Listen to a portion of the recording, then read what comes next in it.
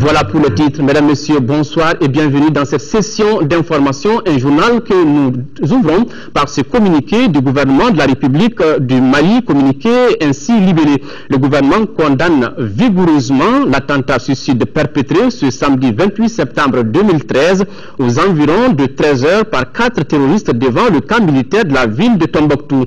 Ce lâche attentat s'est soldé par la mort de 6 personnes, dont 2 civils et les 4 terroristes qui ont été tués sur le coup. La déflagration a entraîné d'importants dégâts matériels. Le gouvernement présente ses condoléances aux familles des 2 civils tués dans ce lâche attentat. Il manifeste toute sa compassion envers les 6 soldats blessés. Cet attentat survient après celui perpétré le vendredi 27 septembre 2013 dans la ville de Kidal, où des inconnus avaient lancé 2 grenades sur des éléments de la garde nationale qui assuraient la sécurité de la Banque malienne de solidarité BMS.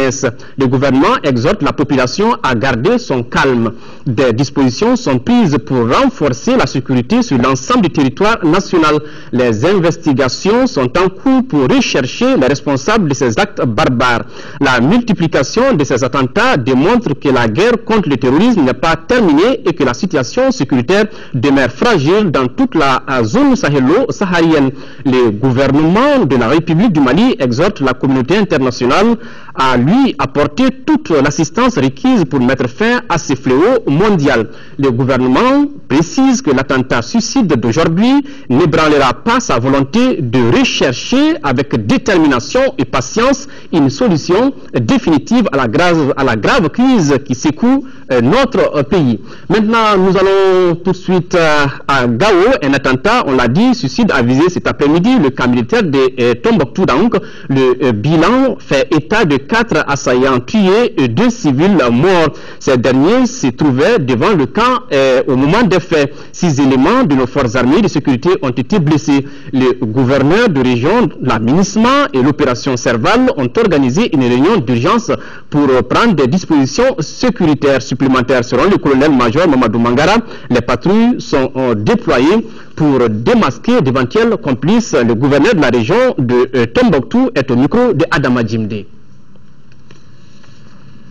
Aujourd'hui, vers 13h05 environ, nous avons entendu une forte déflagration, et cette déflagration venait de l'entrée du camp à partir d'un véhicule avec une charge importante à bord, et l'effet de souffle était tellement important que beaucoup de maisons ont souffert par les zones de choc et le souffle. Et le résultat, du moins le bilan, fait état de 6 militaires blessés qui sont sous les soins intenses de l'infirmier de la garnison de Tombouctou, et 2 morts du côté civil, 2 charretiers qui étaient dans les environs immédiats de la situation. Alors je viens de rendre visite à ces 6 militaires blessés. Leur vie n'est pas en danger. Les kamikazes? Les kamikazes, les 4 personnes ont été complètement déchiquetées. Et quel est le but visé, quel est le sentiment qui les animait, nul ne saurait le dire pour l'instant. Alors le camp se trouve dans un état d'alerte maximum avec l'appui des forces de MINUSMA qui sont en place. Et quand je venais tout de suite au camp, le général de division nigérian avec le contingent burkinabé, toute la crème du commandement MINUSMA était déjà au camp, avec intention de monter des opérations pour voir ce qui se passe d'abord très rapidement et de prendre les mesures conséquentes pour y faire face. Déjà, les patrouilles sont sorties dans le cadre des enquêtes poussées de pouvoir mettre la main sur d'éventuels complices de cette situation. Voilà, c'était là la réaction du gouverneur de la région de Tombouctou au micro de Adama Djimde.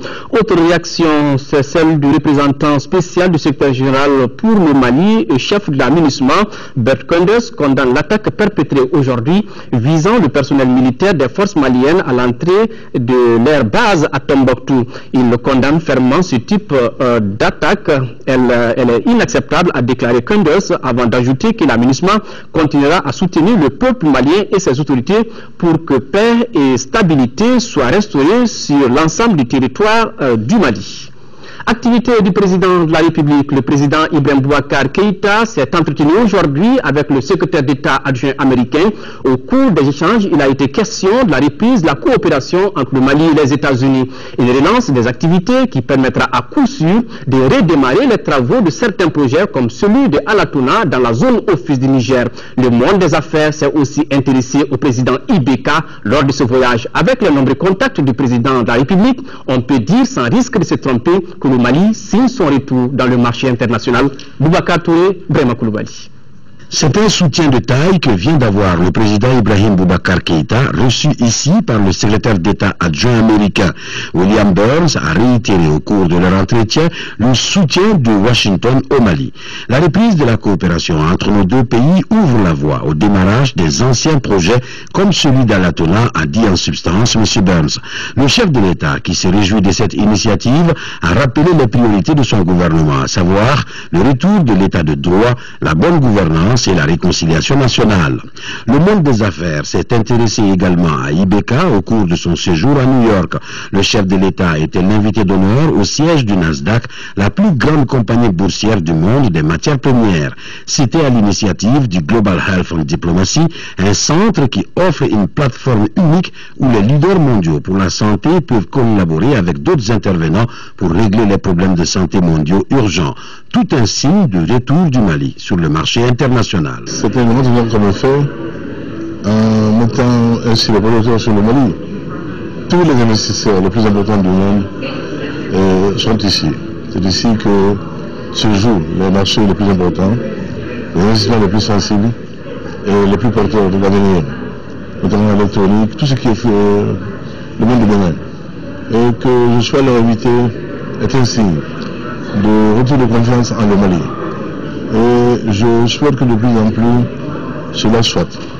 Et que les hommes d'affaires également croient en eux-mêmes, croient en leur pays. Et nous les aiderons.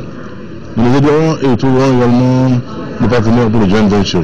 C'était les retrouvailles entre les membres de l'Internationale socialiste à la réunion annuelle de l'institution.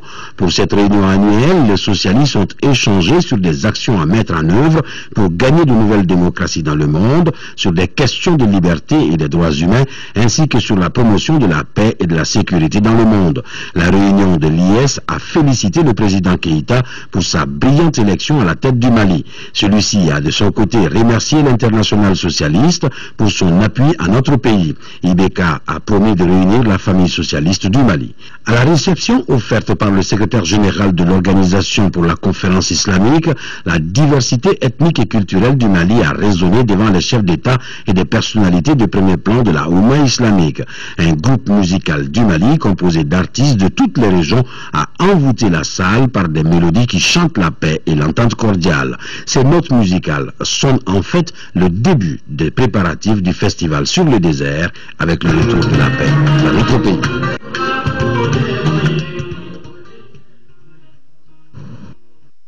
Retour ici à Bamako, depuis la signature de l'accord de Ouagadougou, le gouvernement s'est engagé dans l'application de son contenu. Cela s'est traduit par un certain nombre d'actes que nous détaille ici le ministre de la Réconciliation nationale et du développement des régions du Nord, Cheikh Oumar Diarra, est interrogé par Yaya Konaté.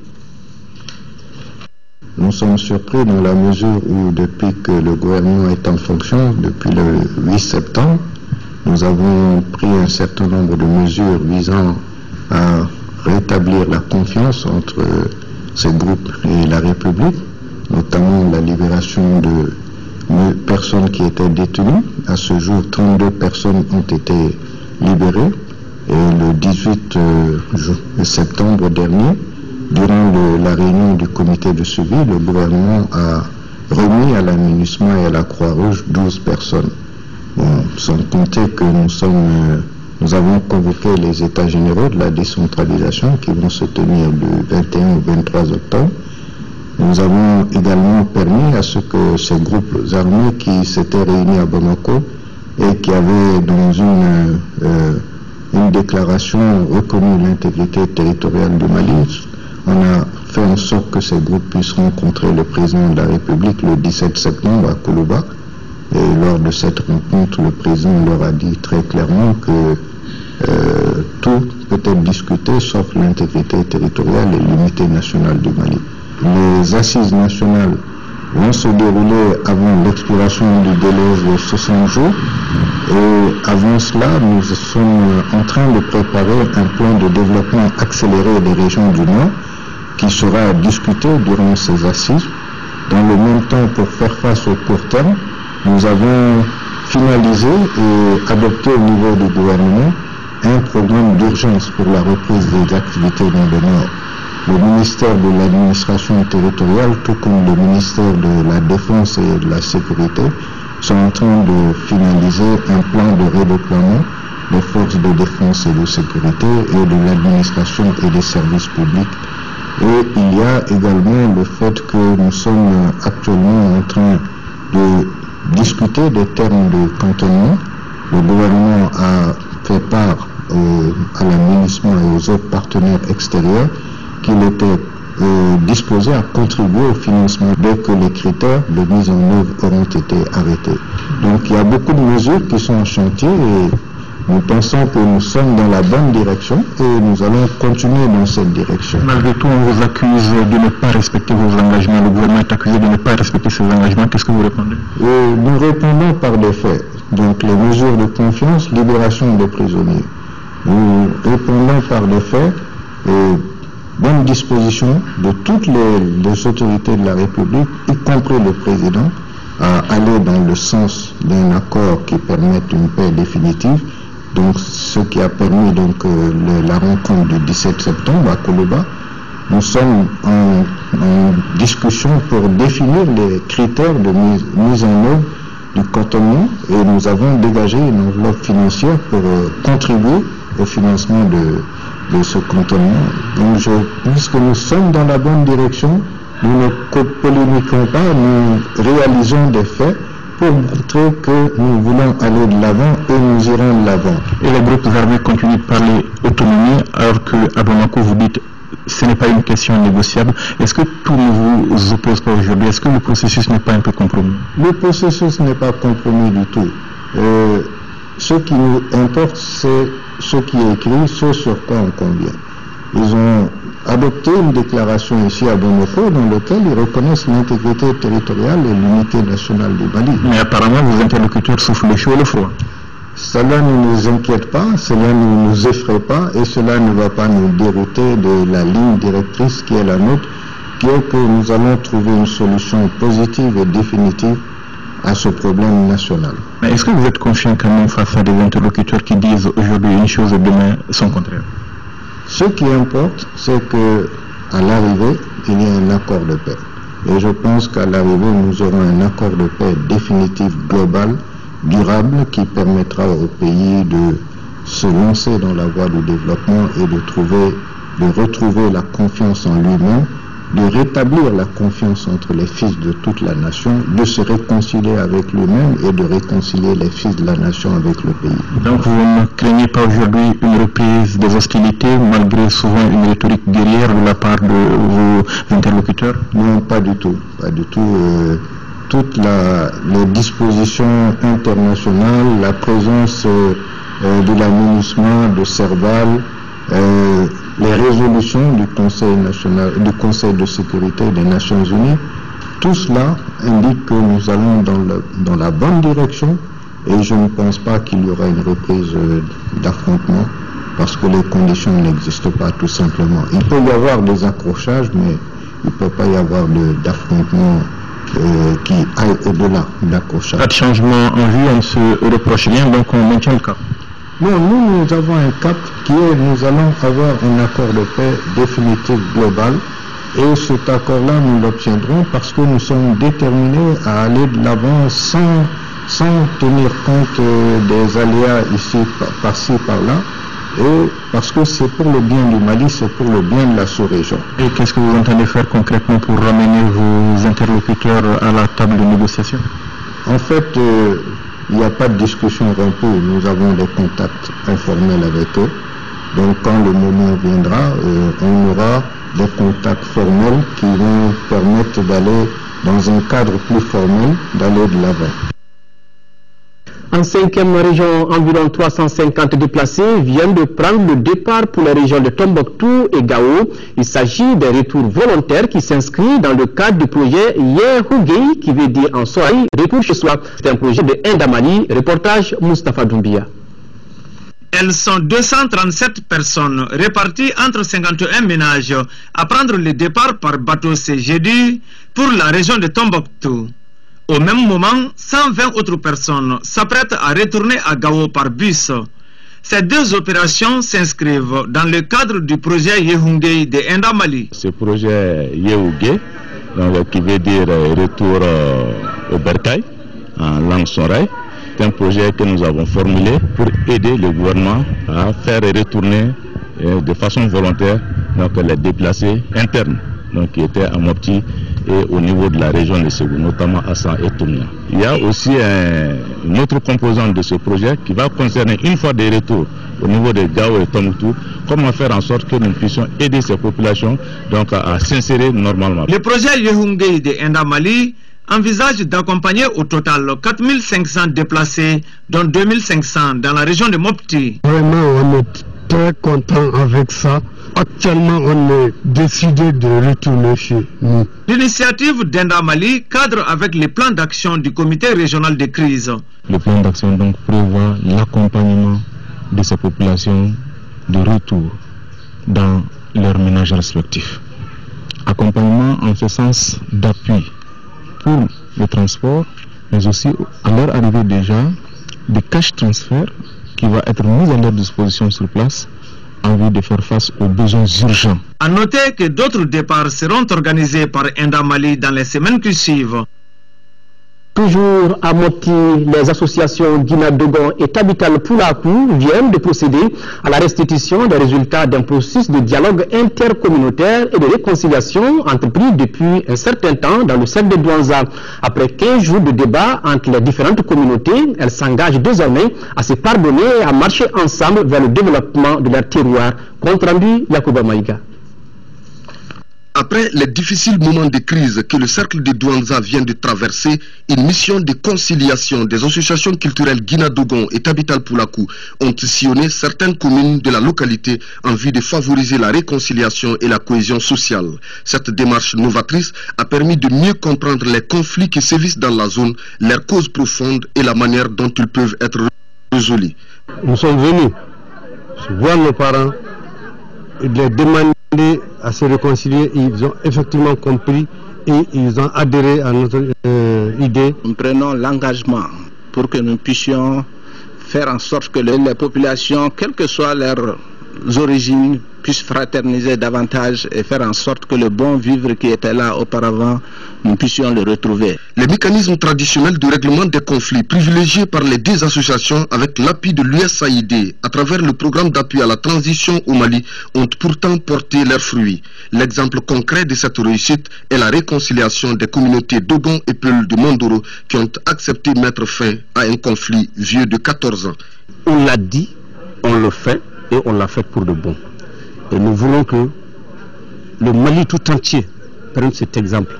Pour recoudre le tissu social déchiré et faire face aux défis du futur, tous s'accordent qu'il est plus que nécessaire d'aller vers la paix et la réconciliation. Mais faudrait-il aussi que justice soit faite en soutenant les responsabilités et en procédant aux réparations morales, psychologiques, physiques et économiques.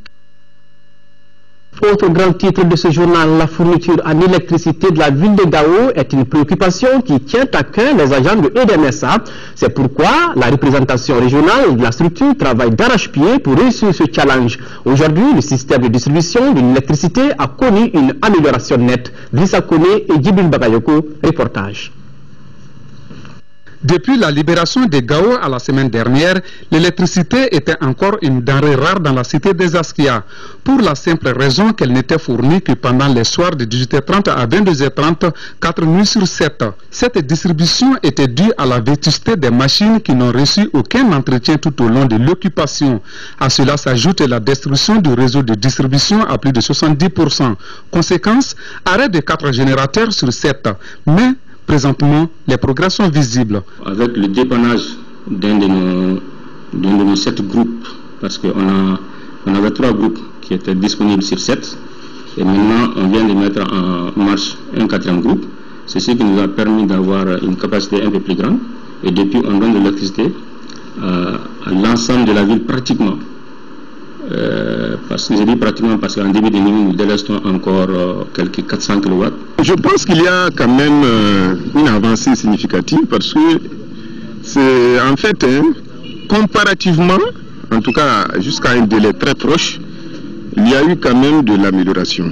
Ça, je suis formel là-dessus. Cette amélioration est due à la synergie d'action de l'État malien et de la Direction nationale de l'IDM SA. Nous avons bénéficié en fait d'un appui de l'État à concurrence de 500 millions ML pour l'ensemble des villes du Nord.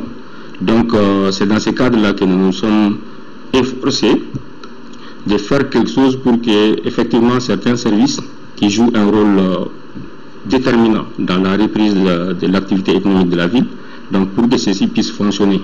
Parmi ces services, il y a des services publics que nous ne facturons pas. Parce que si nous l'avons fait, c'est grâce au concours de l'État. Déjà, une trentaine de services publics et privés bénéficient actuellement de l'électricité des jours comme des nuits, moyennant le paiement de la facture pour ces privés. Les bénéficiaires se disent satisfaits. Depuis que cette station a commencé, franchement, le groupe marche moins et la banque paye moins de carburant aussi. Donc, ce qui constitue une autonomie pour la banque et aussi un confort pour les clients. Avec l'arrivée de l'électricité, nous sommes toujours dans les bureaux. Au niveau de la carte d'identité aussi, les gens arrivent à travailler correctement. Le directeur régional précise que la reprise de la facture ne saurait tarder, même si cela dépend des plus hautes autorités du Mali. Mais avant, certains comportements doivent être évités à tout prix. Il s'agit surtout des branchements anarchiques ou directs, dont 26 cas ont été décelés grâce à la vigilance des agents de l'IDM SA. Nous, il est au-dessus de la loi. Et nous sommes, vous l'avez suivi comme tout le monde, en tout cas le gouvernement actuel n'entend plus aller dans ce sens. Il n'est pas question que quelqu'un soit au-dessus de la loi. Et sur cette même lancée, je crois que les populations de Gao comprennent. Elles comprennent, ces populations-là, qu'il faut payer ces taxes pour que les choses aillent. C'est pourquoi cette période de réhabilitation des installations doit avoir l'accompagnement de toute la population de Gao afin que l'IDM puisse accomplir sa mission. Actuellement, la consommation est de 9000 litres de gasoil par nuit en temps normal et 2000 litres de plus pour les événements spéciaux tels que les détours de l'élection présidentielle, la fête de Ramadan, l'investiture du président de la République, les festivités du 22 septembre, entre autres. Il y a beaucoup de défis. Renforcer les liens de partenariat entre les collectivités décentralisées du Mali et le Conseil général des Yvelines en France et explorer les pistes d'accompagnement de ces collectivités dans le cadre de leur développement. C'est le but que se fixe la 5e édition des Assises des Yvelines. Le Mali sera à l'honneur pour cette édition qui doit se tenir en octobre. Les organisateurs ont animé ce matin un point de presse pour en expliquer les contours. Les détails, c'est avec Alousséni Touré. Le Mali est à sa 3e participation aux Assises des Yvelines sur le co-développement. Les Yvelines, c'est cette commune française qui collecte 1 euro par an et par habitant pour financer des actions de développement en faveur des collectivités décentralisées au Mali. Cette année, le Mali est l'invité spécial de cette rencontre et les attentes sont grandes. Nous avons été chargés de l'aménagement du stand Mali. Donc on le fera pratiquement avec tout ce qui est comme coton, tout ce qui est comme dérivé du coton. Nous allons aussi permettre à la CNDT de pouvoir s'expliquer, de pouvoir en tout cas montrer tout son savoir et son savoir-faire. On a aussi des producteurs, des cotonculteurs qui sont avec nous. Par rapport aux autres éditions, il y a l'enthousiasme du Mali, on le sent aujourd'hui, il y a 100 personnes qui doivent partir, il y a une délégation gouvernementale qui fait à peu près une dizaine de personnes, 2 ministres sont confirmés, c'est très fort comme symbole de l'État qui accompagne ce travail-là. Les communes de Kadiolo, Kolokani, Mopti, Awadembeya, Kita, Niena sont déjà bénéficiaires du programme. Le ministre de l'administration territoriale, qui a déjà confirmé sa participation, a invité les Maliens à parler d'une seule voix et préconise l'implication des collectivités dans tout le processus de sortie de crise au Mali. Je voudrais rappeler que nous portons et devons affirmer ensemble les valeurs de notre pays, tout en restant actifs et dynamiques. Gardons en vue l'intérêt du Mali et la nécessité de l'expression collective partagée. Le général Koulibaly avait à ses côtés son homologue délégué à la décentralisation ainsi que les représentants du département des Maliens de l'extérieur, témoignage de l'importance qu'accorde le gouvernement à cet événement. L'association des groupements d'églises et missions protestantes évangéliques du Mali a tenu hier un point de presse. L'objectif de cette rencontre était d'informer les hommes de médias de la célébration du 50e anniversaire de l'association, une activité qui a déjà démarré. Compte rendu Isaac Tchenou. C'est dans la joie manifestée à travers louanges et prières que l'association des groupements d'églises évangéliques et missions protestantes au Mali célèbre ses 50 ans. Pour mémoire, la GMPM a été créée pour manifester l'unité du corps du Christ, promouvoir l'unité entre ses membres et représenter l'Église devant les autorités du pays, entre autres. Cette association, forte de 50 membres, travaille avec les autres grandes dénominations religieuses à la recherche de la paix et la convivialité entre les confessions religieuses et aussi pour le développement du Mali. Le thème retenu pour le jubilé d'or est le pardon, la réconciliation et la paix, un thème central dans la Bible. Le Dieu de la Bible est le Dieu de paix. Le Dieu qui veut la paix, le Dieu qui donne la paix. La paix est le résultat du pardon et de la réconciliation. Sans le pardon et la réconciliation, aucune paix véritable n'est possible. L'Église se tient aux côtés des autorités du pays et de toutes les bonnes volontés pour rendre possible la paix au Mali. Le ministre en charge des affaires religieuses et du culte, dans son intervention, a rappelé les difficultés que l'Église évangélique protestante a connues avant d'exhorter les fidèles chrétiens à ne pas perdre de vue leur mission. Au nom du Premier ministre, de l'ensemble du gouvernement, exprimer à la communauté chrétienne protestante toute la solidarité et la reconnaissance de l'État malien et vous rassurer, pas vous assurer, mais vous rassurer d'un Mali toujours pluriel, d'un Mali divers dans un Mali uni. La GMPM a pour devoir vis-à-vis de la nation de prier et d'agir de concert avec les autres confessions religieuses et les autorités en vue de la paix sociale, du développement et du bonheur de la population malienne. C'est pourquoi une prière à la nation a été dite par le délégué général de la GMPM.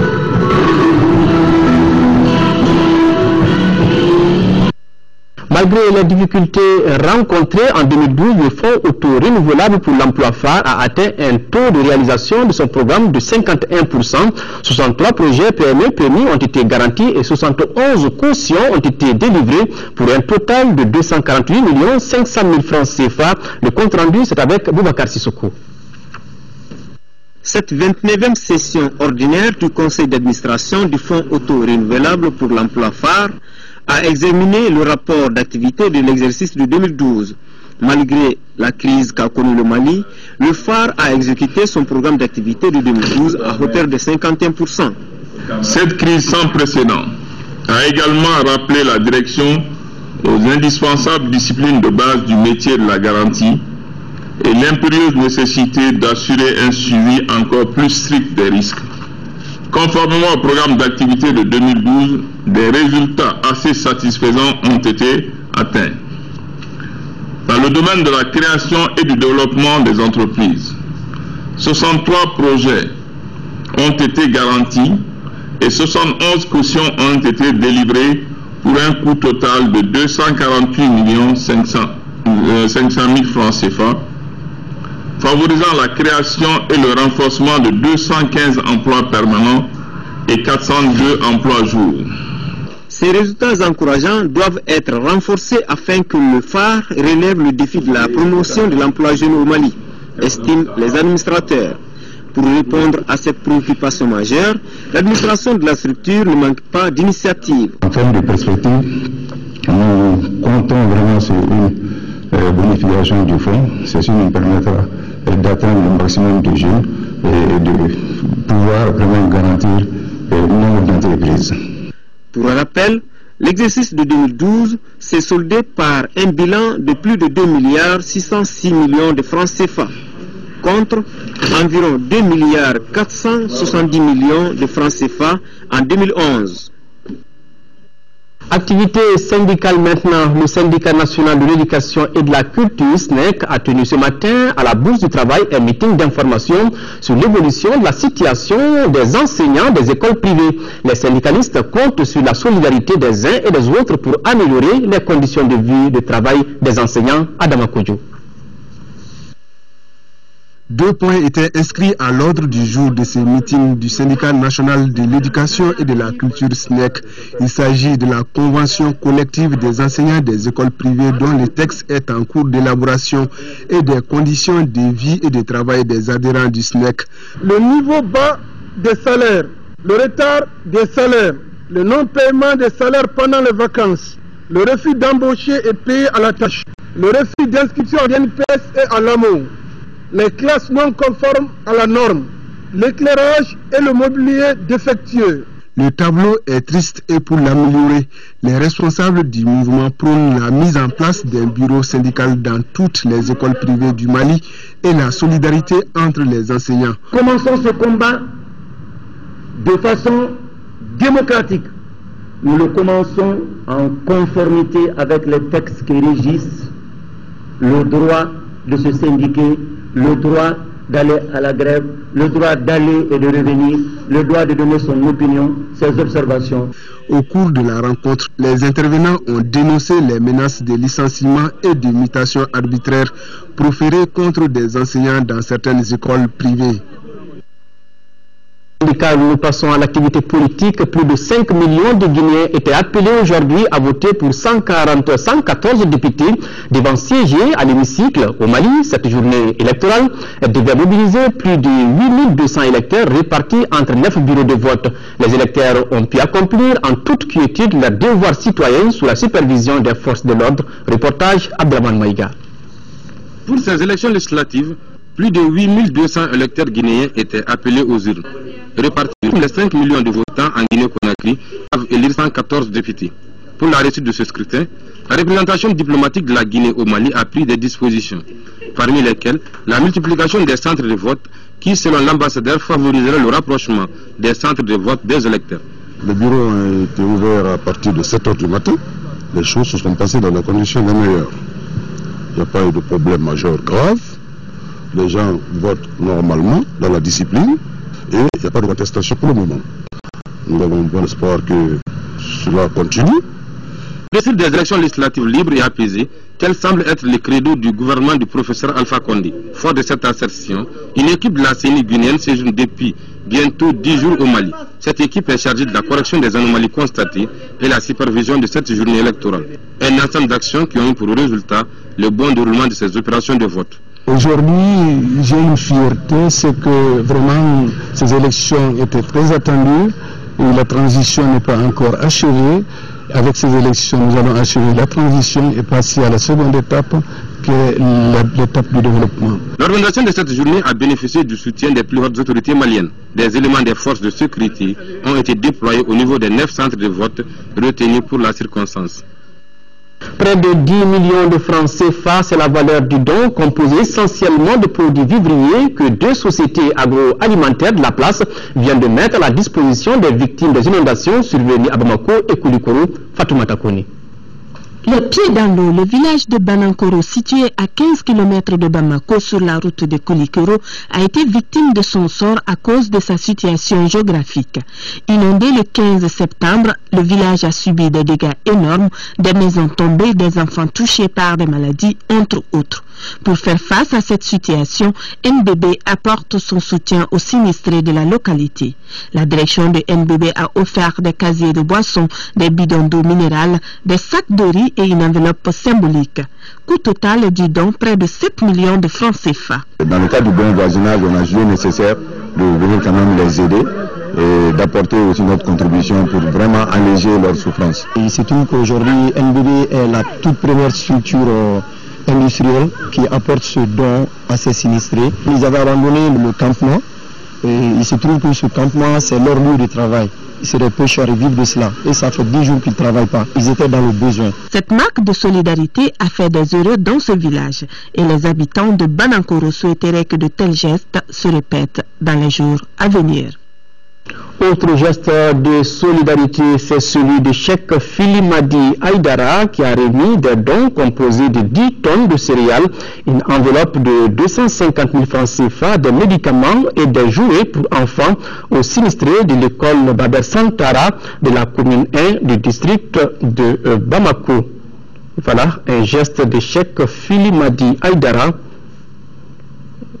Voilà, qui a remis des dons composés de 10 tonnes de céréales, une enveloppe de 250 000 francs CFA, des médicaments et des jouets pour enfants aux sinistrés de l'école Baber Santara de la commune 1 du district de Bamako. Hors de frontières maintenant, la capitale sénégalaise Dakar connaît depuis 15 jours maintenant une pénurie d'eau. Face à cette situation, le gouvernement s'est réuni jeudi en conseil extraordinaire pour demander une aide à la France et à la Chine. Devant l'ampleur du problème, le président Macky Sall a même écourté son voyage de New York. Ils ne sont pas des chercheurs d'or, mais d'un liquide encore plus précieux aujourd'hui dans la capitale sénégalaise, l'eau. Et c'est en creusant à quelques mètres de profondeur du sable fin de la plage de Yoff-Lahen, située en banlieue dakaroise, que les riverains vont découvrir la denrée rare. Pour Dakar, qui subit de plein fouet une pénurie depuis une quinzaine de jours, cette eau est la bienvenue. Cette eau permet d'aider, de soulager les populations.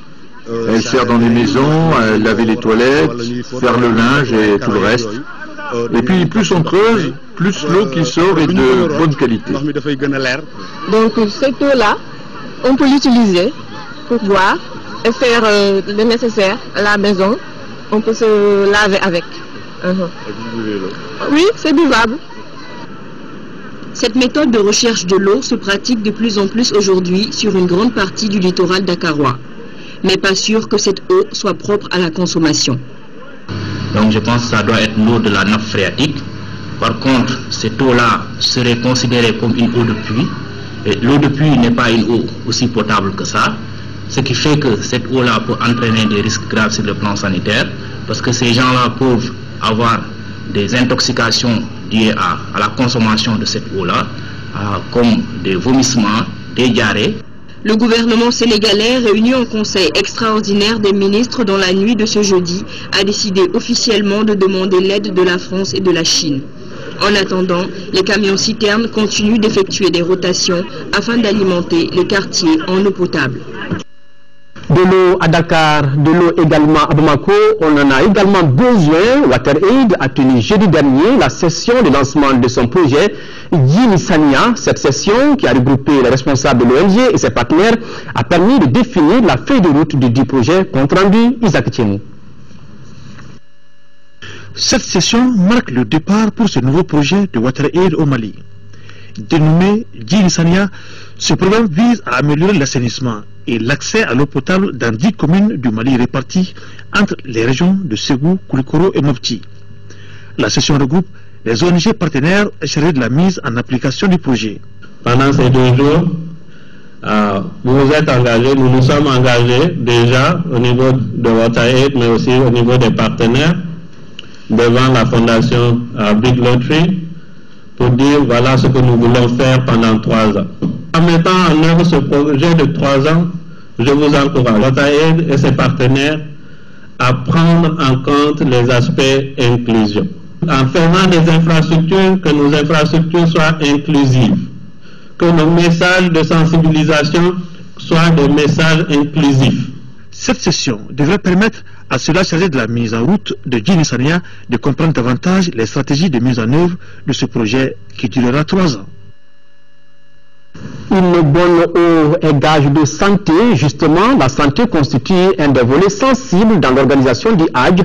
Le chef de l'équipe médicale du pèlerinage 2013, Dr Drissa Bourema Traoré, nous fait ici le point sur l'état de santé des pèlerins de la filière gouvernementale. Il est au micro de nos envoyés spéciaux, Abdraman Keïta, Brahima Touré et Nyaza Koulibaly, avec la collaboration de Belko Diko. Depuis notre arrivée, on n'a pas eu de grands problèmes par rapport aux cas de maladie encore. C'est des personnes âgées surtout qui souffrent de petits malaises probablement liés au vol. C'est surtout les malaises des vertiges, des maux de tête, et puis des personnes personnes âgées qui sont hypertendues connues depuis le Mali, qui ont eu des petites difficultés. Donc pratiquement, et puis quelques cas de gastro-entérite, ça veut dire les diarrhées, des vomissements. On a eu un cas de malaise dans l'avion qui a été géré par l'équipe à bord. Donc aujourd'hui tout va bien pour cette vieille dame. Donc essentiellement au troisième jour de l'arrivée des pèlerins, il y a eu quelques cas d'allergie et puis de toux, de rhume qui commencent à apparaître, mais pour le moment qui ne pose pas assez de problèmes qu'on arrive à gérer. Par rapport à ces petits cas qui se sont déclarés jusque-là, avez-vous suffisamment de produits pour y faire face? Nous avons des produits, nous avons émis une liste depuis Bamako pour notre activité ici. Cependant, nous avons eu des petites difficultés par rapport à l'acheminement des médicaments de l'aéroport au niveau de l'hôtel. Surtout, nos produits essentiels étaient dans une malle, ça nous a posé des petits soucis, donc on a pu finalement, Dieu merci, les trouver hier soir. Donc je pense qu'on pourra s'en sortir avec ces médicaments-là. Donc pas d'insuffisance, encore moins de manque de produits pour faire face aux différents cas? Non, au jour d'aujourd'hui, on n'a pas de souci vraiment par rapport à la quantité ni à la qualité des produits que nous avons amenés. Il n'y a pas d'insuffisance. Écho dirigeant encore à Caille, le gouverneur était hier à Dibouni où il a visité le chantier de la bretelle en construction. Elle permettra de rendre fluide la circulation dans cette ville frontalière avec le Sénégal où le trafic est très dense. Le chef de l'exécutif régional a également visité le chantier de réhabilitation de la route Caille-Dibouni, les travaux qui sont exécutés à hauteur de 95%. Caille, Jafar Aïdara. Cette bretelle de 5 mètres de large et d'1,5 km de long visitée par le gouverneur de la région de Caille permettra de résoudre le grand problème d'embouteillage que les populations du Diboli vivent au quotidien. Elle sera bitumée et équipée par de panneaux de signalisation. Elle permettra aussi aux piétons, motocyclistes et aux camions de 10 tonnes de circuler sans gêne. Cette bretelle-là, évidemment, ça fait l'objet de beaucoup de tractations. Il faut ici remercier monsieur le gouverneur de la région qui s'est impliqué particulièrement par rapport à l'aboutissement vraiment de ces travaux de bretelles. Et donc c'est cette bretelle vraiment qui va permettre de décongestionner Dibodi-Ville. L'utilité de ce chantier est évidente, hein, parce que vous voyez l'axe principal est complètement obstrué et il nous a paru nécessaire de faire une déviation, une bretelle qui permettra de soulager la population de Diboli, mais également tous les usagers de la route nationale. Il y a eu l'assurance des techniciens de la route que d'ici la fin du mois d'octobre, cette route-là nous sera livrée. Et à ce moment-là, je pense que tous ceux qui pratiquent l'axe Diboli seront soulagés. En attendant, bien entendu, qu'on ait un vrai parking ici à Diboli et qui permettra de juguler tout cet embouteillage-là. Cette visite a été mise à profit par le gouverneur pour constater l'évolution des travaux de la route Caille-Diboli qui sont exécutés aujourd'hui à 95%. Les travaux sont exécutés par COVEC Mali, le contrôle assuré par GIC Mali et prendront fin au mois d'octobre. Informer les responsables de la région de Ségou sur le contenu de l'accord préliminaire à l'élection présidentielle et au pourparlers inclusif de paix au Mali. C'est l'objectif d'une rencontre organisée par le gouvernorat de Ségou jeudi dernier. La rencontre a regroupé les autorités régionales, les responsables militaires, notabilités et organisations de la société civile de la cité de Balanza, Fousseini Samake. Cette rencontre devrait permettre aux différents participants de mieux comprendre non seulement le contenu de l'accord préliminaire à l'élection présidentielle, mais aussi et surtout les pourparlers inclusifs de paix au Mali, signé à Ouagadougou le 18 juin dernier. Ce document d'une centaine de pages contenant tous les articles de cet accord est traduit dans les principales langues nationales du Mali. Il s'agit d'expliquer aux gens le contenu du document qu'on nous a envoyé pour que chacun puisse comprendre de quoi il s'agit et recueillir également leurs impressions, leurs attentes. Il est bon que les gens aussi prennent connaissance. Il ne s'agit pas seulement de faire lecture à la radio ou à la télé. Il est toujours bon de restituer le contenu du document aux uns et aux autres, ce qui facilitera la compréhension par tout le monde. Donc, dans ce sens-là, moi, je pense que c'est vraiment important. Cette action s'inscrit dans le cadre de la recherche d'une solution durable à la crise au nord du Mali par la voie du dialogue et de la négociation. Et puisque ce texte est préliminaire, j'espère qu'il y aura encore un autre ou bien celui-ci même sera amendé afin que ça soit définitif. Nous pensons que la paix est déjà là, il faudrait que ça soit continu. Les participants ont rassuré qu'une restitution fidèle du contenu de cet accord sera faite aux différentes structures déconcentrées de la région. En deuxième région, la brigade de gendarmerie de Narena, en collaboration avec celle de Sibi, vient de mettre la main sur une bande de brigands. Au moment, ils sont au nombre de 9 ces bandits qui opéraient dans le secteur de Kangaba, Sibi et Narena. Le point, c'est avec Kumba Sissé. Ce groupe de 9 malfrats avait pour spécialité braquage et escroquerie à bord des véhicules sur la route nationale numéro 5, à savoir l'axe Bamako-Guinée-Conakry. L'équipe est dirigée par un certain Soumalo Doumbia, natif de Djatoula dans la sous-préfecture de Kalabankourou. Ce jeune de 33 ans se faisait passer pour un lieutenant ou un général de la douane pour réussir ses opérations. Fort heureusement, la brigade territoriale de la gendarmerie de Narena est bien intervenue à travers l'aide d'une population vigilante pour mettre hors d'état de nuit ces bandits de tout acabit. Pratiquement, le dernier fait assez grave est le braquage survenu le 19 avril 2013 sur l'axe Bamako-Kourémali. Ils reconnaissent tous avoir participé à cette opération. Dougou Kanté, âgé de 70 ans, servait de logeur, de féticheur et de guérisseur pour le gang. Les deux dames qui sont parmi le groupe sont les épouses du soi-disant général ou lieutenant et d'un de ses compagnons, Mohamed Koulibaly. Ces femmes infiltrent la population pour servir d'indicatrices. D'où la nécessité de renforcer la collaboration entre les forces de sécurité et les populations. Nous n'avons pas droit à l'échec. Bon, mais cette réussite qui nous est exigée par les autorités de ce pays, nous la réussirons que lorsque les populations, par souci d'orgueil, par engouement, sinon par civisme, nous aiderons à nous donner le maximum de renseignements sur ces gangs qui les ruinent tous les jours. Des enquêtes sont en cours pour traquer les autres membres du groupe. Et puis, une nouvelle parution dans vos kiosques et librairies, mémoire d'un sous-préfet. C'est le titre du livre que Yacouba Tera vient de publier, un livre qui retrace la carrière d'un ancien administrateur civil. Au-delà de cette autobiographie, c'est toute l'histoire de l'administration malienne qui est évoquée avec les défis multiples, les incompréhensions, mais aussi et surtout la conscience d'accomplir un devoir de génération. L'auteur Yacouba Tera est né à 100 en 1927. Il a été commis d'administration, conseiller des affaires administratives, administrateur civil de classe exceptionnelle jusqu'à 1986 où il fut admis à la retraite. Un livre à lire absolument.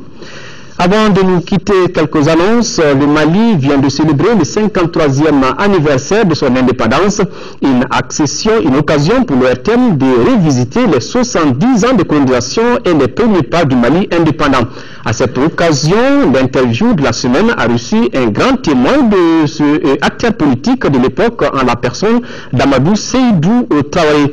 Il nous fera découvrir les affres de la colonisation, les tractations et luttes pour l'indépendance et le Mali d'aujourd'hui, entre autres. La radio nationale propose à ses auditeurs l'intégralité de ce débat ce samedi 28 septembre 2013 à partir de 22h, un entretien réalisé par Yaya Konaté. Autre rendez-vous sur le RTM demain, Acti Hebdo, à partir de 12h comme d'habitude. L'émission va parler du secteur du tourisme dans notre pays et du document révisé de Kyoto, une rencontre des douanes qui s'est achevée cette semaine. Donc un entretien qui sera assuré par Ibrahima Djondele. Fin de cette édition, merci de l'avoir suivi. Autre rendez-vous avec l'actualité de 13h.